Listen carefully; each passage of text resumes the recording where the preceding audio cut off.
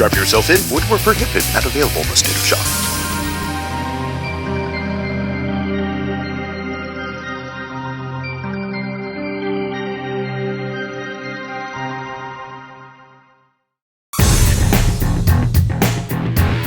Hi, I'm Dan Schinder. Thanks for joining me here on another episode of Drum Talk TV with my guest today, Kofi Baker. How are you? I'm fine, thank you. Good. Hey, I gotta start out by saying I was blown away at the clinic today. We went to a clinic today of Kofi's at Sam Ash, and it was packed. It was packed, solid, people everywhere. I've watched a lot of your videos. I emailed you, I think, a couple weeks ago after I saw a solo that you did. Right. It was I've seen you play before on video, but never saw a solo. And Okay. I felt compelled to email you and just say, man, and I included the link saying, I just saw this. Right. It was great. Seeing you today was a whole different thing because you talked about these different styles, and we'll get into that. And you broke it down really nicely. You played the different iterations of different styles of African drumming, Afro-Cuban music, Latin, and stressed rudiments, which we'll definitely get into. And I was really impressed. Thank you. I love world music. Okay. I think all music is influenced by music from elsewhere.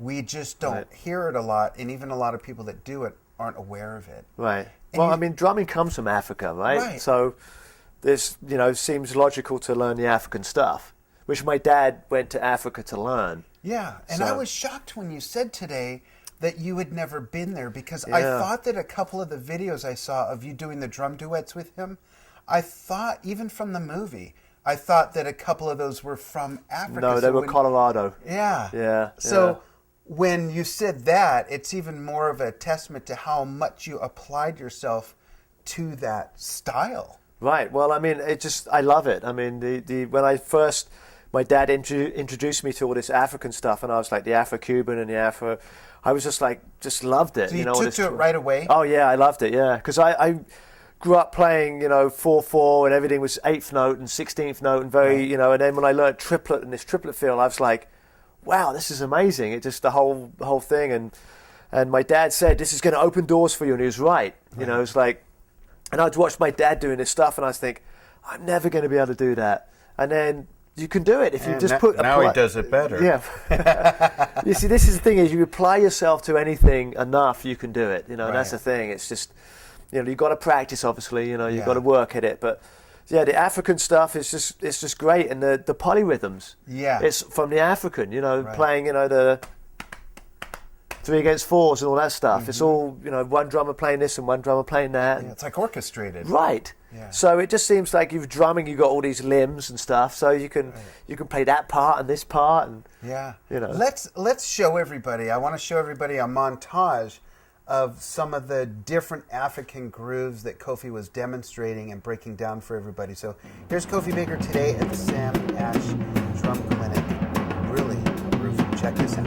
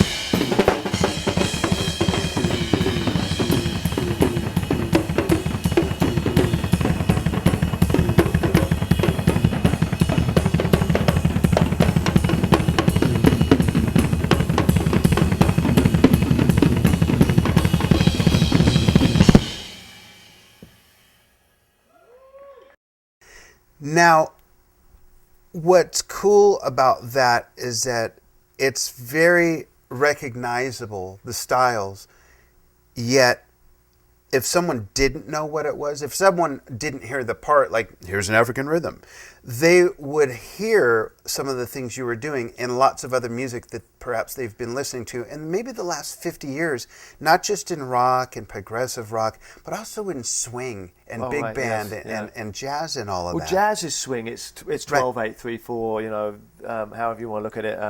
4/4 is 12/8. It's just triplets. Right. So, but it's jazz and African is very the same. Yeah. You know, the funny thing that I learned is the Afro-Cuban to the Latin. It's the same rhythm. It's just one's eighth note based and one's triplet based. Right. Because your Afro-Cubans, you're your da da da da da da da da da da da da da da. So it's like same thing. Yeah. Just one's, you know. So it's all people have just, you know, they've taken this and they've applied their own thing to it. So that's the thing is you take all of these different, the African, the Afro-Cuban, you take all these styles. And you make it your own, and that's the beauty of music. Do you think? I agree, and I think that it also, I think there's, at least in my mind, there's some sort of reflection. I'm real curious how you feel about the roots of all of that in those styles. Do they not get their due? I mean, do people not only not recognize it and give it credit, but maybe don't even know that that's where a lot of the stuff came from? Yeah, I suppose they just don't know because it's you know, as music's progressed. I mean, the '60s music, like my dad, Cream, and a lot of the Charlie Watts, a jazz drummer. Yeah. So these drummers, they were both jazz drummers. Right. And Mitch Mitchell. Mitch Mitchell. Yeah, I think even Bonham. I don't know about Bonham, but maybe He says he was influenced a lot by Krupa, but Right. if you watch old videos on YouTube of Max Roach and Papa Joe Jones. Papa Joe Jones is doing all the finger stuff with his hands, and Max Roach is doing all that mishmash, and it's like, where's Gene Krupa in all this? Those two guys sound just like Bonham. Right, okay. It's amazing. So yeah, I mean the thing is they came from jazz and they came from all that kind of stuff. So they, you know, that's the thing is you take in this old style, and what's happened today is people they just take what they've heard from here and then they try to go forward. And really, you have to learn the whole thing, I think. Yeah. You have to learn the jazz. I mean, jazz for a drummer is great. I don't understand why a drummer wouldn't love jazz because you get a drum solo in nearly every tune. Yeah, but you got to wear a tie. Oh. A lot of guys don't like to play in a tie. Okay. I wear dress shoes when I play. I noticed that. Yeah. Yeah, and we'll show some of the double bass stuff in a moment. But, you know, to your point, I think that it's important to learn music history on different levels, not only to understand the players that were the forefathers, like Bonham, like your dad, like Mitch Mitchell, you know, we can go on and on and on. Right. But even from way before that, where the styles came from, what were the cultural roots, because when you understand that, you understand what all the ingredients were that go into what you are trying to emulate and trying to learn. I think it makes it easier to understand. It does, yeah. I mean, you gotta understand the whole thing. So, I hope that the new generation will do that because you know. Well, speaking of the new generation in drumming, Kofi, one of the things that you didn't really outwardly stress it, but it was stressed in your presentation, the importance of rudiments. Yes. And what's always blown my mind is that many drummers out there don't want to learn rudiments. And to me, that's like a violin player saying, no, I don't need to know how to hold the bow. I'm just going to scrape away at this thing. I'll figure it out. True. I just don't get it. Why is that? I don't know. But, I mean, when I'm teaching, I have a lot of students, and they just don't want to do rudiments. I'm like, but drumming, I show them. I say, look, this is what you can do with a rudiment. It opens up so much stuff. It's like, and learning left and right, you go, lay down a kit and right and left. It opens up a lot more stuff. My dad's drumming was based on rudiments. Right. If you ask him today, he bases a lot of stuff on rudiments. Now, or if you ask him today, he might not even answer. Yeah, you're probably getting some comments you don't want to even put on here. But rudiments are very, very important. And like I stress in the clinic, you don't have to play them just like learn the rudiment. You can do a lot with it. Right. Make patterns out of it. Take beats out. Hybrids. Lots of hybrids. I mean, when I was learning rudiments, there was only 26. Yeah. There was 26 standard rudiments. Now there's 40 international drum rudiments. Yeah. Where the others came from, they were hybrids. So there's a patty fla fla, which is a new one. I was like, Patty fla fla? What the hell is this? But it's a cool exercise. It's just mixing stuff up. But rudiments are, yes, very important. I mean, I remember my dad telling me, I was the same way. I grew up and I just wanted to play. Yeah, I found drums. I found a bass drum and a snare drum. What are the chances of that? Yeah, but all I found was a bass drum and a snare drum and a stall and a hi-hat. So I didn't have any toms. Right. So, I had these African drums that were I had lots of drums lying around the house, but they were African drums. You don't play with a stick. Like the djembes. Right, and ones with the pegs. Yeah. The wires. And I'd set them up and put them on boxes and use them as toms. But, I just played. And then my dad would say, look, you've got to learn your rudiments. You've got to practice your rudiments. Like, rudiments, what is... So I did what my dad told me because, like I said, back in those days, you did what your parents told you to do because you got smacked. You didn't go, I'm going to sue you for smacking me. So it shows how old I am. Anyway, so I learned my rudiments. I practiced them. Lo and behold, things started happening in my playing. You were able to do. You became more ambidextrous. Yeah, you became more dexterous. Right? Just the rudiments would come into my playing, and not just as the rudiment, just bits of the rudiments would come into my playing. Now, let me ask you this: when you reached that point, when the light bulb went on, and you realized what the rudiments were doing for your playing, what did they do for your ear and your mind as far as understanding music that you would listen to? Did you then understand what the drummer was doing? Did you understand music composition and rhythms in general a little bit better because now you knew the language of rudiments? Yeah, I think it helps. It was a slow learning was a slow thing for me. It was like little by little, but that's how it happens. But yeah, I think, when you start to learn this stuff, you can listen to some drummer and hear, oh, he's doing this or he's doing that because you have more knowledge. Right. And that's a great thing. Then once you can understand, it's like, for instance, like my book, The Forgotten Foot. Mm-hmm. Okay, because jazz, my dad came from jazz and everything, he has his left foot and everything. It's this foot, by the way, folks, the forgotten foot. If you're a left-handed drummer, it'd be this foot. Right. But it's the hi-hat foot anyway. There you go. So what happened is I learned all this stuff about, the jazz and learning your foot stuff. And now the drummers of today, they learn from the rock drummers like my dad and stuff, and they hear my dad playing rock stuff and they don't hear the left foot on the upbeat, or they hear a half-open hi-hat, and they figure, and that's how they learn to play. So they lose that because my dad's learned from here and come to here, and then they learn from here and go to here. So you're missing that whole thing. So all of that, all the rudimentary things that you learn are very important. Going back to the basics really help you to go.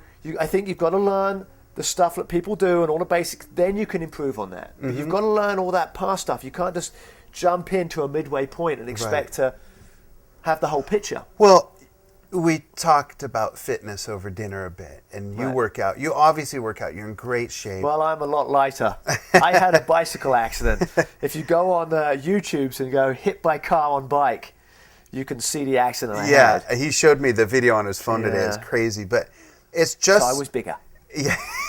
it's just like working out. You can't just start off by leg pressing 400 pounds or curling 120 pounds. And again, you have to work. You have to train everything. Form is very important. Right. If you pick up an 80-pound or 60-pound dumbbell and you're swinging it all over the place, you're going to hurt yourself. Right. So learning form, and that's where my dad was very good. All the lessons I had, like I would learn something, and I'd play it fast, and I go, look, I can play, and my dad would go, play at half the speed, and I'd have a hard time doing it. I couldn't play at half the speed because when you're playing slow and you're getting the form and everything's correctly, the slower you play, the more space between notes, so you have to make those notes more even. It's hard if you're playing like a lot of my students, they play everything fast because when you play something fast, you can hide inaccuracies in speed. Yeah. Because when you're playing fast, you can't tell if it's accurate or not. When you slow it down, so much going on. Right. Yeah. When you slow stuff down, you can really hear how accurate it is, and if you learn it. If you can play it slow, when you play it fast, it's going to sound much more precise. Right. So that's another good thing that my dad, managed to teach me. A good example of that, Kofi, is I always like using the example of Ringo Starr and Nick Mason of Pink Floyd. Okay. They get a lot of criticism for playing and you know who you are, so simplistically, But yet, who else tries to play like those guys? It's hard to play like that, especially a 2-hour, 3-hour show. And I see guys comment on Facebook. I'm really active in all the drum forums, and I see people comment, it's just real boring to hear that for 2 hours playing the same beat. Try to do it. And once you can do it, everything else about your drumming will improve immensely. Right. It's not easy to do. I was told this, my younger years. I still overplay, but I've got better at it. But people come up to me and drummers, and this one woman came up to me in particular and said, "Why do you have to show everybody that you can play all this stuff? We can see that you can play all this stuff, but why don't you just play for the music and play what's needed?" And I was like, that's so true. Your mom is real smart. Yeah. This is what my dad was really good at doing. He played the fill in the right spot. Yeah, he had, and has, I suppose, but a perspective in his playing. He knew what his role was. Right. At the same time, he was doing things that no one else was doing. Exactly. And thank goodness Jack and Eric had such great timing that Ginger would be able to just go off and do all this and then come back to one, and the other guys would be there because they had such great timing as well. Yeah, Jack and Eric did have really good time. Like my dad was saying in the documentary, they had time, which is really good. Yeah. Now, how much did you learn from, obviously, we'll talk more about how your father did sort of school you on drums and what some of the things were that you had to do, but how much did he expose you to other sources to learn from? Like, one of his dear loves, Art Blakely, one of his biggest influences. His birthday's in a couple days, actually. Oh, okay, cool. Did he expose you to some of his earlier influences? No. My dad's lessons with me were like, I said in the clinic, like, I'd have to irrigate his field in an olive farm for like 3 days. Like, I'd have to go work in the olive farm for 3 days, digging ditches and do all this stuff to get a half-an-hour drum lesson. Like you said, it was like grasshopper having to go climb up the mountain. You want to learn how to martial arts. First, climb this mountain, do this, stand there with one leg in the air for 10 days. I had to do all this like stuff to get any kind of lessons from my dad. It was very hard.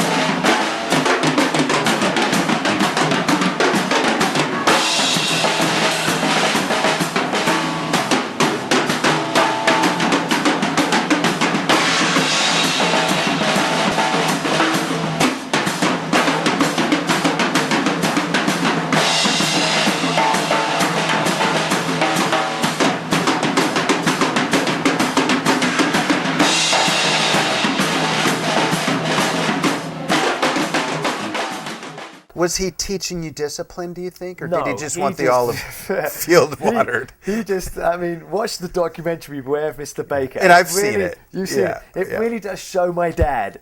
That is my dad. I'm sorry, but that is my dad. He's very self-centered. So I don't think he really, he just wanted his stuff done. Yeah, he just wanted the stuff done. And you want to play drums. My dad tried to deter me from playing drums, to be honest. He tried to say, you don't want to be a drummer, it's not a great life, do something else, He told me several times when I was a kid, I'm teaching a drummer better than you'll ever be, and I'd be like, really? And I'd be like, well, I'm going to just practice harder. And where'd that passion come from? What was it that kept you from saying, just screw it, I want to learn architecture or whatever? Well, I think the thing was I love drums. I love playing. If you're going to pick up an instrument, whether it's drums, guitar, violin or anything, do it for the love of the instrument. Don't do it for fame or fortune or women, which will come if you play drums. Yeah. If bass players, drummers, hey. Drummers get the women, I'm telling you. But, do it for the love of the instrument. Yeah. And that's what I think for me was I just love playing drums. I used to sit there for 8 hours just playing drums. I used to I didn't used to eat. I was really skinny. I was like 6 foot tall, 135. Skin and bone. I just used to get up and play drums all day. And were you like 3% body fat? Well, I was like bone. I was skin and bone. I had you just had a bone density reading, no body fat 99% bone. That's what it was. But yeah, so I used to just love playing. Yeah. And I think my dad tried to knock me down, and I just thought, you know what? I love playing. I'm not going to stop. I'm just going to get better, and I'm going to get so that my dad is going to recognize that I can do it. Right. So it was kind of like, in a way, he helped me without knowing it, because he put me down, and I just wanted to be a drummer so much. I wanted to play drums. So I just did it as much as I could. And practice does help. Not only does it build technique, it builds confidence. Yeah. You go up on stage, if you don't practice, you go up on stage, a bit, I don't know if I can do it. But if you've practiced your ass off for like 2 months on an exercise, you're going to go up on stage and go, I can do this. You're Iron Man. Nothing can hurt right. you. Yeah. And, confidence is great. Ego is great, but leave it on the stage. Yeah. Yeah, absolutely. Leave it where it belongs. It belongs there. Don't take it off. This is my mum tried to tell my dad. You come home from these, Cream gigs where millions of people are watching you and stuff, and you treat your family like a fan. Yeah. It's like, leave your ego on stage. That's one of my dad's downfalls with family. Wasn't really a family, family person. I'm going to fix this just because it's driving me crazy. I'll cut that part out. You just want to touch me, I know. Let me ask you this. Is there any chance in hell that your dad is so brilliant that all that deterring, all that knocking down, all that climbing up the mountain with the buckets of water just to come back down with them was so that you would apply yourself that way? Is there any chance of that? Have you ever talked to him about how he taught you? Well, I'm finally now talking to my dad. Good. It's hard. It's really hard because I haven't really had a relationship with him. Yeah. So I'm trying That's the best time to get to know someone, by the way. So doors wide open if you look at it that way. Yeah, I mean, he's really opening up to me, which is amazing. So I'm trying to have that conversation with him, and I'm trying to learn about him. Most of what I've learned about my dad has been through watching documentaries and watching other people's stories on him. Right. I sat down with my dad in Italy, and I was sitting there while I was getting interviewed, and I was like learning about my dad, which was great, because he's never really sat down to me. I mean, I'm sure a lot of kids and their parents, it's a thing, they don't, communication between father and son, or, siblings and stuff.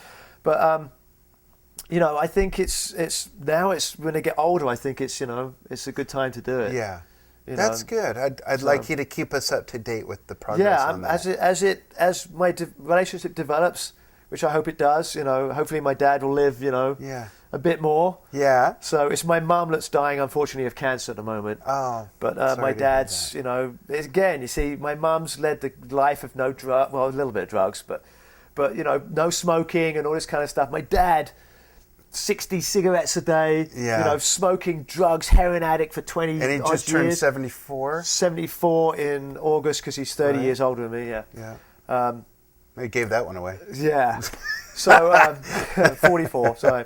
But, he's managed to somehow survive and be pretty healthy. And a lot of guys are like that. Look at George Burns, the actor. Right, yeah. He smoked cigars, drank. He lived to be 193 or something. Right. So I suppose genetics have a lot to play with it. That and what's up here, even though. No, my dad's a tough person. You see, I think with my dad. It's true too. It doesn't add up in a way. My dad's not stupid. He's very intelligent. Yeah. But to give you like when I was a kid, drugs, right? There's drugs everywhere with my dad. I mean, there's so much drugs. Like when I grew up, I couldn't find any because my dad had done them all. Right? There was no drugs in the house because he cleaned the house out. My dad gets me really, really high on pot, like stoned out my head. This is another time I went to see him in Italy. Okay, and he takes me out to the truck. How old are you at this time? This stage, I'm probably like 16. Gets me really stoned. It takes me out to his truck, no gas. So go into the back of the truck, get a jerry can of gas, right? So I go in there, I get this, stumble around, get this jerry can. Jerry can is what they call it, the gas. And he has me give the can to him, hold the funnel, and he's got a cigarette in his mouth, right? Now, so my dad's not a dummy, right? He knows what's going on. But you see, with my dad, I think he's There's just, more of a resistance and a challenging. Yes, it's a challenge to blow me up, take me down. You can't do it. It can't happen to me, right? So he's like got a cigarette, he's smoking a cigarette. I'm holding a funnel. He's pouring gas everywhere. He's out of his head too. There's gas on my jeans. There's gas, and I'm looking at him. I'm thinking, if he drops a cigarette, I'm going up in flames. Yeah. You know, I mean, he's just resilient. I mean, the stufa, which is an Italian cooker. Mm-hmm. Okay, he's like pouring gasoline. He's getting mad, right? Because it wouldn't light. So he's pouring gas. It's all over his hands. It's all over everything, right? I at this point, I walk outside. I know what's going to happen. I know as soon as that light matches, there's going to be an explosion because it's the fumes, you know, that blows up. Yeah. So I go out the house, kabang! The windows, the top of the stufa cover on the roof flies off. Did he come out like a cartoon, all disheveled with charcoal? Seriously. He still had the cigarette. He had one eyebrow missing, his moustache and his beard singed, and this was not the only time. He's come running out there with his hand on fire. I mean, the guy, and he's not stupid, right? He's a smart guy. He's educated and everything, but he's just like resistance. Yeah. It's like he will battle it. You know, you're not going to take me down. I'll do that, you know, I'll stand on the edge of this thing and you can't knock me off kind of thing. And I think that mentality has pulled him through all of his troubles and stuff. Right. Because he just, you know... It's worked for him and against him in some ways, right? I mean, it has, you know, I mean, it's worked against me, for God's sake. I mean, I'm in the music business and I'm like, hey, you know, so-and-so manager or so-and-so, Ginger Baker's son, I want nothing to do with him. Yeah. If he's anything like his dad, keep him away from me. And just so you all know, Kofi is very clean. You don't drink any alcohol. Yeah, I'm drug-free. I drink a lot of water. I do creatine and glutamine. Right. But, you know, that's about it. Protein powders. I try and stay with the natural protein powders, though. Yeah. Try and stay away from that false sugar. What is it called? Sucrose? Sucrose, yeah. Sucrose, yeah. Stay away from sucrose. Bad. I want to ask you a question, but first I'm going to show everybody a video from the clinic that's showing mainly your feet and your double bass work. Oh, I didn't know you had a camera on my feet. I hope my shoes were clean. They were shiny, actually. When I did see your shoes, I saw the footage. And you probably noticed my socks were tucked into my... Yeah, your pants were tucked, just like when you ride a bike, probably, right? Well, because I've learned that the beater goes up your trouser leg. Right, and I personally have not worn pants beyond a drum kit in probably 15 years. Now, I wear shorts. Don't get nervous. I do wear like gym shorts, but nothing long because the same thing would happen. The beater would get caught. So I finally hit that crash and would it be? Yeah, and I'm just more comfortable. I wear like bicycle shorts and then gym shorts over those. I normally wear like bicycle pants, like spandex tight pants. That's what I wear, They're comfortable to play in, and they don't, your bass drum beater don't go up. Exactly. Yeah, because my dad used to wear bicycle, because the flares. Yeah. They had the flares, bell bottoms and everything. So my dad used to have bicycle clips on his flares. Right. It's the same thing. So funny. Well, let's show everybody this video, then I'm going to ask you some questions about your bass drum work. Okay. Check this out. Watch both feet. Both of them. Both rudiments on the feet. Wait, what did he say? Oh. Yeah, rudiments on the effing feet. Watch this.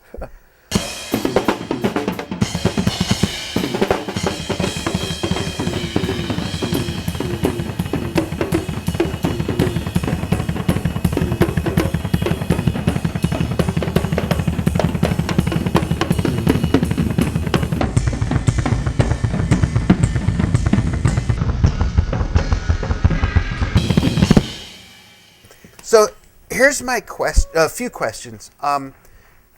Did you what advice do you have for young ladies and young men and even older guys like me that want to really really want to develop their double bass drum skills, whether they have a second drum or just the double pedal? And we'll talk about the second drum separately in a moment. But what are some great exercises? Because as I was watching you do it from back where the camera vantage point was, I saw a lot of like paradiddles and, you know, you had a lot of stuff going on and it was all very clean.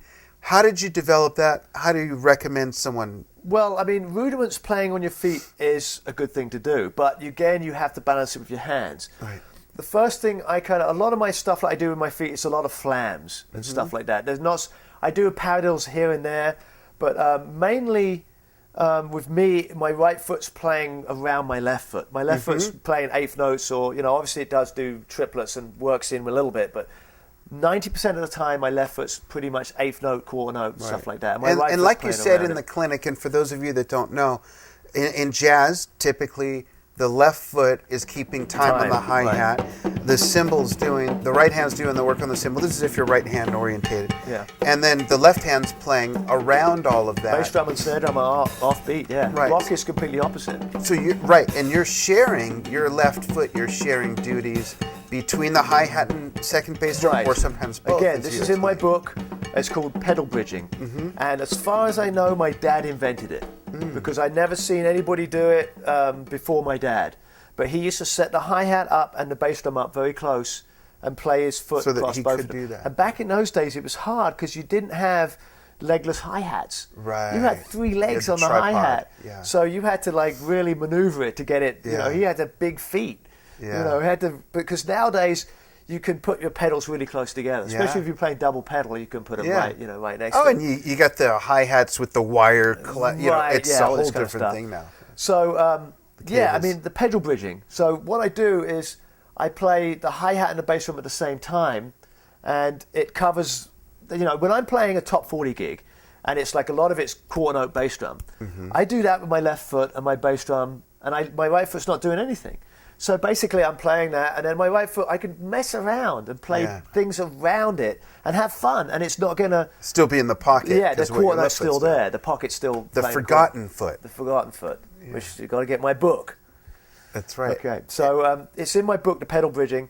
I've seen a lot of people do it since Thomas Lang. Yeah. Pedal bridges a lot. Right. A lot of modern drummers now do it, so... but I think my dad invented it, as far as I can tell. Okay. Now... second bass drum. Okay. I noticed and I loved seeing this. I've seen it in your videos, but it was real cool to see it in person. I've never been a double bass drum player myself. Not that that matters to anybody, but I came from the school of, John Bonham, Ian Pace, and when Carl Palmer back in the old days of ELP had the single bass drum and I call it the flutter foot action and all of that. I say learn that first. Yeah, I think it helped me, and I've seen it helped other drummers, but when it came to 2 different bass drums, I love nowadays seeing that second bass drum like yours, where it's a different size. Different size. Well, it's a different drum. It's a different note. If you're going to have 2 toms, why would they be? You're not going to get 2 12s. Exactly. You're going to get 2 different sizes. So if you're going to have 2 different drums on your feet, why would you get the same size? I mean, I know, just get a double pedal if you want the same sound. Right, because there is an answer for that, and the answer is, well, because I want to just go as fast as I can, whether it's speed metal, whatever. Yes, but even if you have different sizes, when you're playing fast, you don't notice the sound. You don't notice the different sounds. It merges together. Yeah. So when you're playing fast rolls, even if you have different sizes, it's still going to sound like a fast roll. Yeah. But the different sizes allow you to, when you're playing different melodies or you're playing polyrhythms or different stuff, it allows you to hear the different tones. The same way you're doing, like going back to those African rhythms with your hands, when you've got the cowbell and the snare, and then you've got the toms, those things. You're, again, the same thing with the different tones between the boom, boom, boom, boom, boom, boom. You could just divide up the foot duties with different notes. And I actually want to add one more thing to my drum kit at some point, and that's a right foot hi-hat. Because I have a hi-hat and a bass drum on my left, and I only have a bass drum on my right. Right. So I want to put a hi-hat on my right too, so I can do some hi-hat work with my right foot sometimes. So that's one thing I will add in the next year or so to my... That's cool, because that's really morphing into true ambidexterity. You're really extending it. Right. Well, you want to be able to do things both ways around. Yeah. It's very important. Like I said, it's actually probably more important for your hands than your feet, because for your hands you're going up and down a kit, so you want to be able to go right and left, and you've got a lot more things to play. Right. In my book I have a segment called mirrored phrases, where you play like an Afro-Cuban with your right and a shuffle with your left, then you play the Afro-Cuban with your left and a shuffle with your right. Oh, wow. So you reverse the patterns so that you can play it both ways, which is very good for your mind as well. Right. Which is another great thing, is as you get older, Alzheimer's is brought on because as you get older, you get into the same routines and your brain hardwires. So your brain uses these synapse as the pathway, and as you practice, they get stronger and stronger. Now, if you use them and use them, they get really strong, and if you don't learn any new ones, you hardwire your brain. So it's harder to learn new things. That's why as you get older, it's harder to learn new things. So if you're completely always putting yourself in that uncomfortable situation where it's something uncomfortable to play, you're forcing your brain to learn new stuff, to build more synapses. So that's why younger people pick up a lot quicker, because their brains are so supple and the wires are all new, so they're building wires all the time. As we get older, we tend to rely on the things we know, and we tend to not learn so much new things. That's true. So it's very important to continue the learning process. Right. Don't do what my dad did. I mean, my dad plays... Can you narrow that down a little bit? My dad is a phenomenal drummer. He's amazing. He's playing the Jazz Confusion, the Ginger Baker's Jazz Confusion. He's on the road right now. Yeah. And check it out. My dad he plays so simple now, but it's so amazing. But unfortunately, my dad has refused to learn new stuff. He kind of got to that theory where I'm the best drummer in the world. I don't really need to learn new stuff. And unfortunately, I think he could have progressed more than what he did. Although I can't knock him because he's amazing. He plays so simple and so soulful. Yeah. I play twice as much as my dad, but my dad has the soul, and I try my best to try and teach myself that as I'm getting older. It's not how much you play, it's what you play and how you play it. And it's like a connection between the physiology part and that untangible part that we can't hold or touch, that is the soul or whatever, the groove, the feel, whatever we want to call it. Right. So, I mean, but I think that you should continue learning. I think it doesn't matter how old you get, continue. And even if, I have students that are 50, 55 that are starting drums. Mm-hmm. And great. I think, that's a great thing. And they go, oh, well, I'll never be great. I'm going to die. I'm like... With that attitude, I mean, what do you But that's not the point anyway. The journey is the point. And the joy of playing. Right, the joy of playing. If you reach the destination, then the journey's over, then you're there. What are you going to do? Yeah. It's the constant journey. I mean, I always think I suck. I always say, oh man, I suck. And that's, I think that's good in a way, because it helps me keep trying to get better. A more healthy way might be to say, I know I can be so much better, rather than saying I think but sometimes when I'm in the recording studio and I'm sitting on my headphones and I'm doing this, I go, I suck so bad. Why can't I've been playing drums for 40 years, and I can't play this one phrase right? And I'm by myself, so I'm talking to myself. That's so funny. But, that's the great thing about today's technology. Right. Today you don't have to take, back when I was a kid, I had to pack down my drums, drive to the studio, set up, mic the thing, get a sound, play the session, pack it down, go home. Now it's like, email me the track. Yeah. Just email it to me. I'll put it in my laptop, download it. Okay, I can take my time. Okay, I didn't like that bar. Let me do that bar again. Yeah. Oh, you know what? Or let me just cut and paste from over here. I think I got, like a complicated tune, right? It's like, I don't want to learn all this tune. Okay, let's get the verse. Right. That's, of course, there's a jam section. Okay, let's just put it together. Loop this, and you're done. Yeah. It's insane with the technology today. It's really insane. But hopefully the live thing, the live thing's coming back. I think. Yeah. People are wanting to see live music. Now, live, you can't have your Pro Tools and you can't have your stuff. And I think that's totally okay. Yeah. Have you seen? What is it called? You might know, Harold, what the new Black Sabbath documentary on how they made Harold 13. Over here, by the way. Yeah, how they made the last album 13, and Tony Iommi talks about the fact that they didn't want to use any Pro Tools. Right. They recorded it live, basically. And probably used a 2-inch tape or something as well. They talked about that. I don't know if they did, but it absolutely has that warm, punchy analog feel. But they left all that behind. Right, because I've learned about analog and digital. To digital, some things they cut it out because it's noise. With analog, it just has everything. Right. So analog is warmer and breathes, and it's better. Right. So what people are doing now is they're recording digital because it's cheaper, and then throwing it through analog to warm it up. I feel terrible that I cannot remember who said this. A guest on Drum Talk TV said this, that analog is a tree.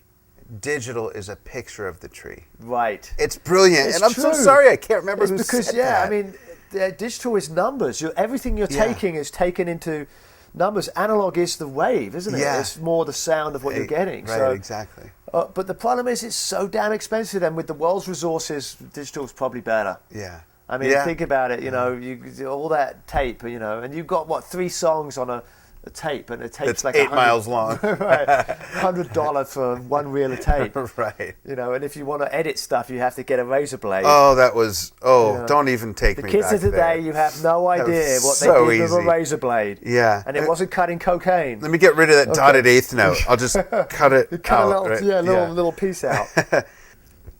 This is a touchy subject for some people in regards to drumming. Let's say for discussion purposes for a moment that the way you and I, we're both right-handed, so the way we set up our drums, let's just say that's the only way to set up drums for a moment. Okay. Does it matter any more than if a right-handed or left-handed person sits down at a piano? Because you can't change how that's orientated. Does it matter if someone sits down at a drum kit the way we set up, if they're right-handed or left-handed? Because isn't the ultimate goal ambidexterity anyways? Right. Does it really matter? It shouldn't really matter. The reason it matters is, I think, if you're right or left-footed.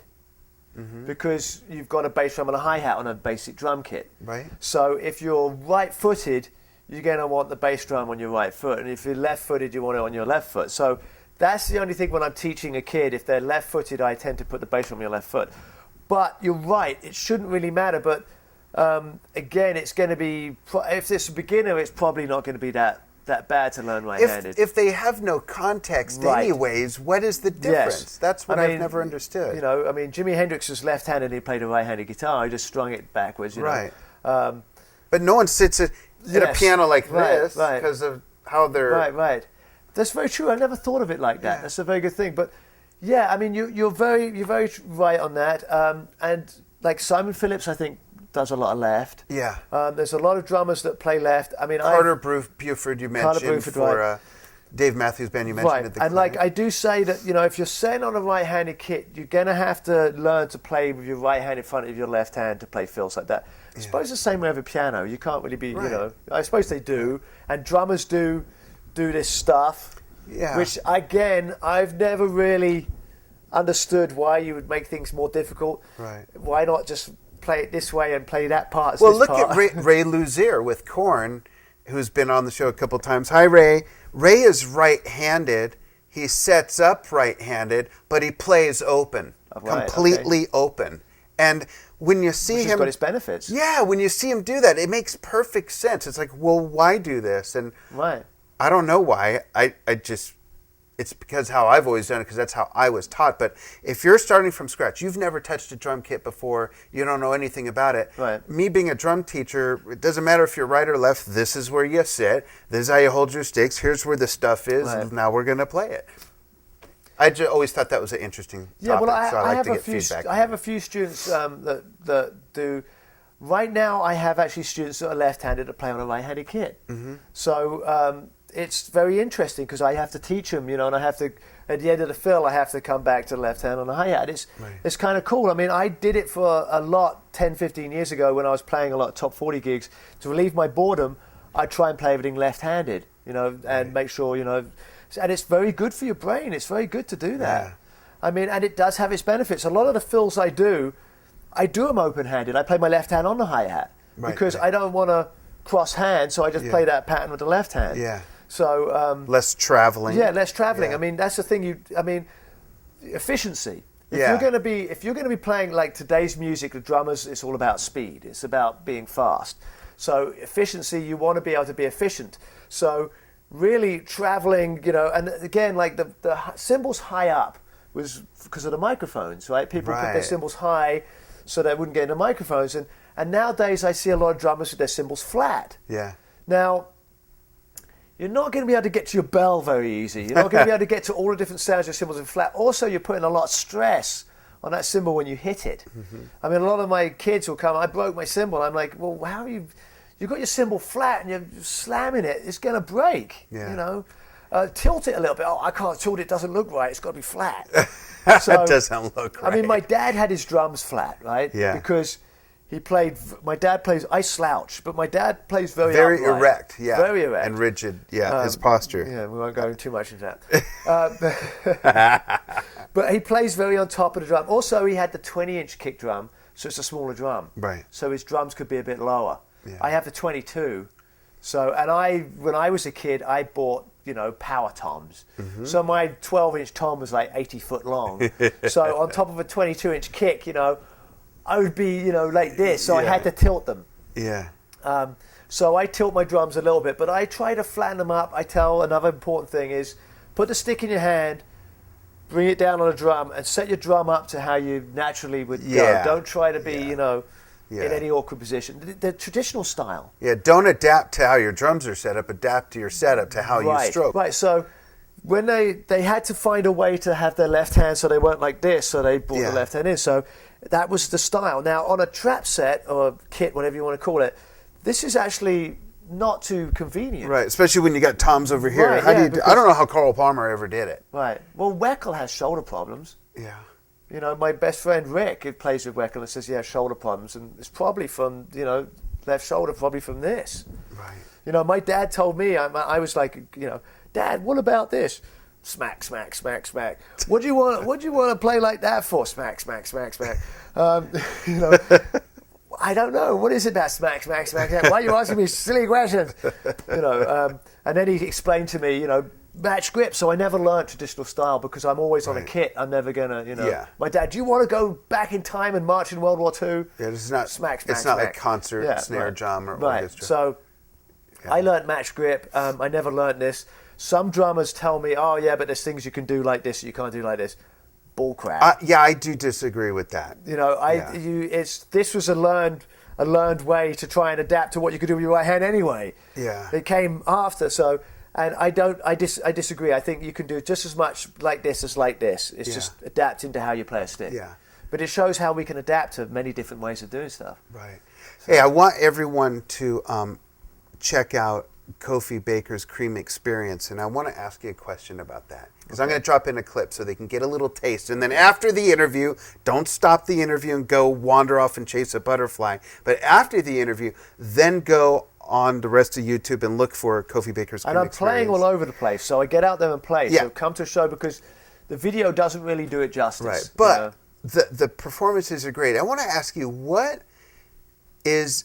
I'm sure it's probably impossible to narrow it down to one, but what is one of the pieces that you look forward to playing the most, and why? Why do you have so much fun? Okay, well, I mean, my favorite thing is the jams, the improv session. So I like Deserted City of the Heart, where it's got a nice jam. Mm-hmm. I like all the songs with the jams. Do What You Like. Mm-hmm. I love that because it's open. It's got all the free form right. stuff. I mean, I do like the songs. I really like the songs, but I look forward to the jams. Mm-hmm. The jams are where I can be. It's like we can go. Yeah. When you do those jams, do you do them in the spirit of how Cream did them, or is that your chance for you guys to stretch your wings? This is a funny thing about me. I never really grew up listening to Cream, and I never really actually spent that much time playing drums with my dad. Right. But I seem to have got these things like. I learned the Cream songs and I started playing them before I actually heard them. I just people would play them and I'd play them how I felt them. And I would cop the same things that my dad's doing by accident. Right. And I was like, my dad must be copying me or something. Because, I mean, I had like these 2-inch tapes or the 1/4-inch tapes of the masters of like Blind Faith and stuff. And I was a kid. Wow. And I would record over them. With stupid, silly things. Oh, God. Because there was a 2-inch... Sorry, it wasn't 2 inches. It was a 1/4 inch. You and your friends are doing Monty Python skits over Blind Faith Masters. We're like doing... We've got this 1/4 inch reel-to-reel that we found in the loft. So we're like, wow, there's some tapes. Oh, great. Oh, well, you can record. You've got microphones. Okay, well, there's some silly music on it. It's just Blind Faith or Presence of the Lord. Oh, let's tape over that. So we're taping over these 1/4 inch tapes that would probably be worth a fortune. Yeah. Now they've got idly silly stuff on it. Me and my friends playing stupid things, or me playing I learn a beat. Yeah. So Well, let's drop in one of the jams. Let's show them some of the freeform stuff that you guys are going. And this, of course, came out of music from the early 60s and mid-60s and whatnot. Well, because the whole thing of Cream was it was taking jazz formats, which is the head of a song, then improv, then back to the head of a song. Right. And they took that into pop music, right, which was a great thing, which needs to be done more today. Yeah. We need to stop these 3-minute, just this pop tune that sounds the same as the last one. Yeah. We need to start like improvising and having musicians play. Explore your artistic abilities. Right, yes. Check out Kofi Baker's Cream experience doing that right now. Yeah.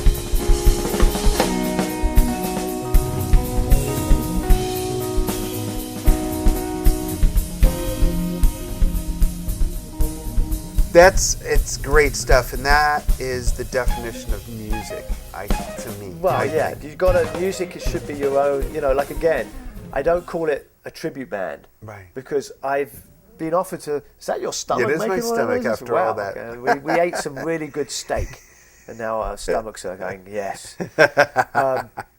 So where was I? I was about tribute bands. Right? Yep. Okay. I've been offered like tons of these gigs, like I'm hard up for money and like a tribute band, the Peace Frog. They offered me to play for them, and I was like, I don't know if I can play that song the same way every night. Yeah. I don't know if I can learn it exactly like that and play that exact same thing. Or want to. Yes, or what? I mean, I could do it, but it's not something I would really want to do. I want to play it a little bit different. So I'm not really, my Cream experience, I call it Cream experience because it's the experience of Cream and it's what Cream do. Cream didn't play the same every night. Right. You go see, Cream didn't sound the same live as they did on an album or a CD. Right. Completely different. Yeah. They even changed the arrangements. They even messed with the key. They were taking so much drugs back then that they were. They didn't know what key it was supposed to be in. They didn't know where they were anyway. Right, I mean, my dad's telling me stories about they're playing this gig and hands are coming out of the audience and they're tripping all on acid or something.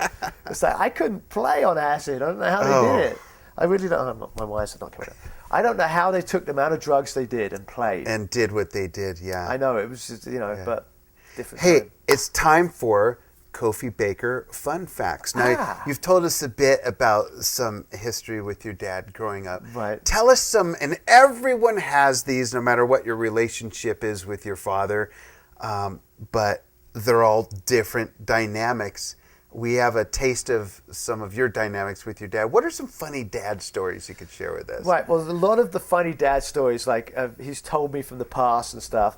One of my favorites is he was telling me about a gig that, in the old days, the curtains used to go up. Yeah. You'd set the music, the instruments down, and then the curtains would go up and the band would play. And my dad would set his drum kits up, and his spurs, which were pointed back then, went into the curtain. So he's all ready to go. They're all ready to go. Raise the curtain. Up goes the curtain. Up goes his kit. So bash, bash, bash.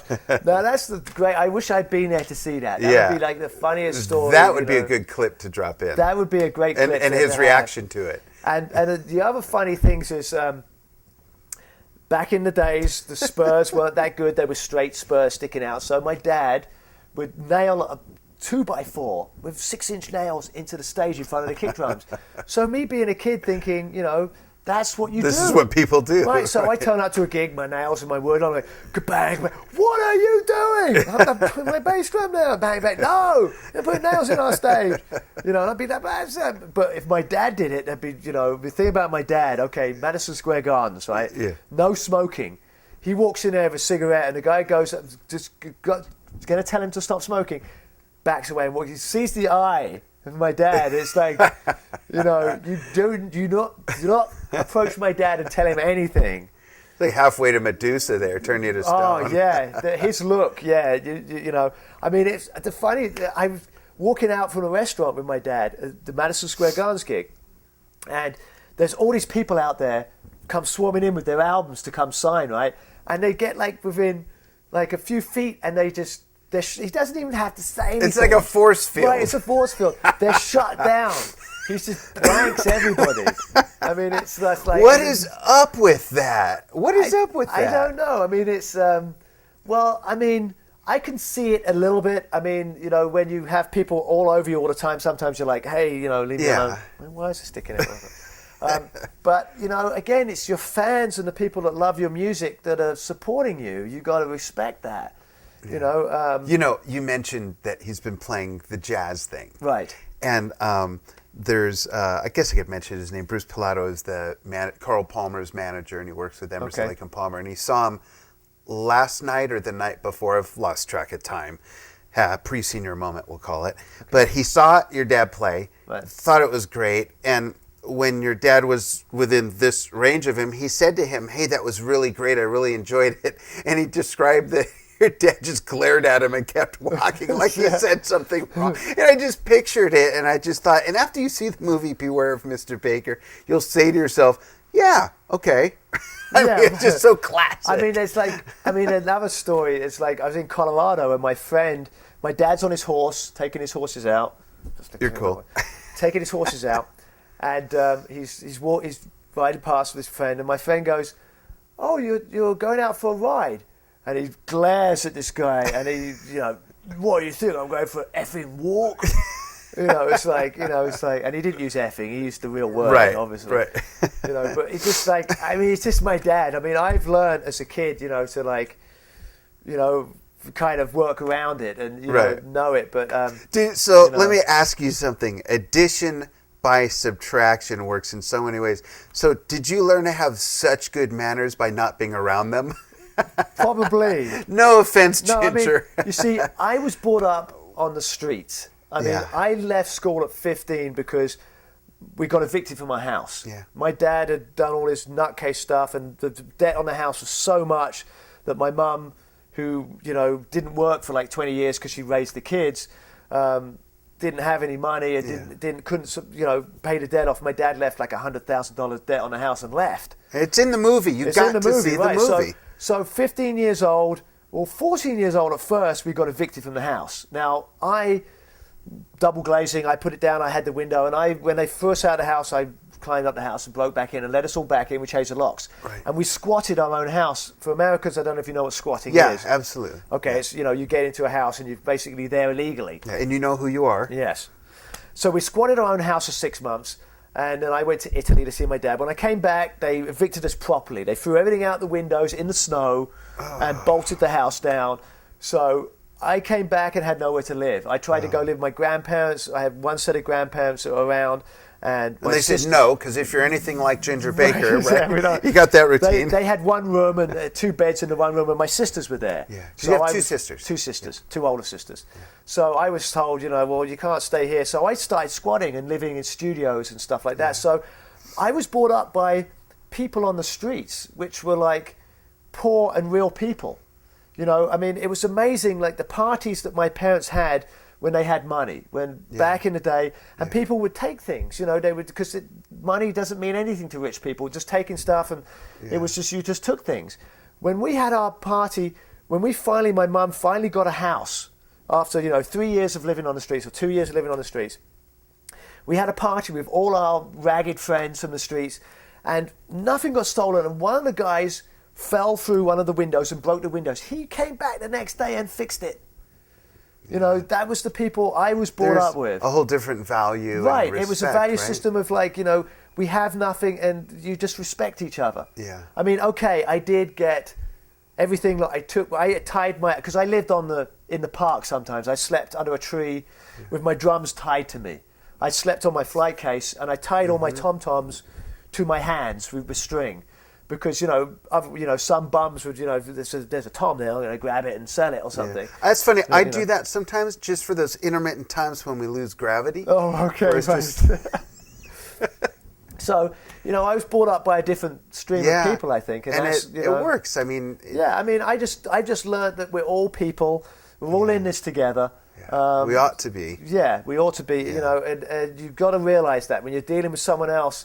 I'm a bad salesman because I put myself in the other person's shoes, so I try to rip myself off, which is just really bad. Like my last truck I sold, I put like $2,000-$3,000 into the engine, new set of tires, and I sold it for $1,000 because I was like, well, this leaks, and this is, you know, you're gonna have to fix this. Oh, you know, I think you could, you know, really $1,000 is all you should really pay. Here's $100, take my truck. Right. Yeah. So, but really and truly, if we all just treated each other, you know, how we'd want to be treated and with utmost respect, the world would be a great place. Definitely. You know, we wouldn't have wars and fighting. We wouldn't need lawyers.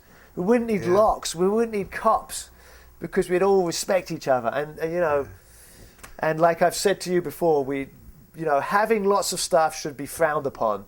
Yeah. Working with with little and just what you need should be what we should learn to live with, especially with the population and the way the world's going. We need to learn to back off material things. Mellow out. That's right.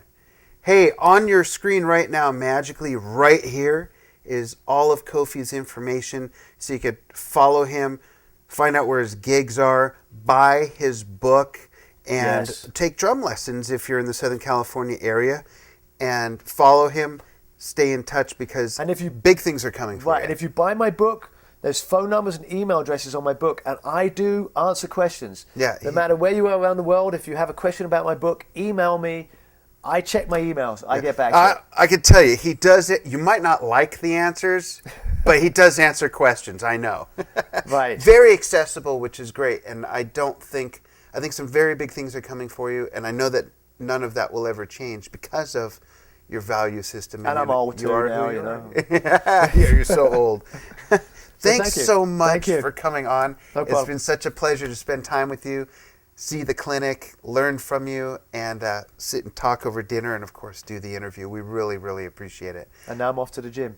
Great. We'll have you back on again sometime. Thank you, everybody. Thank you for joining us here on Drum Talk TV.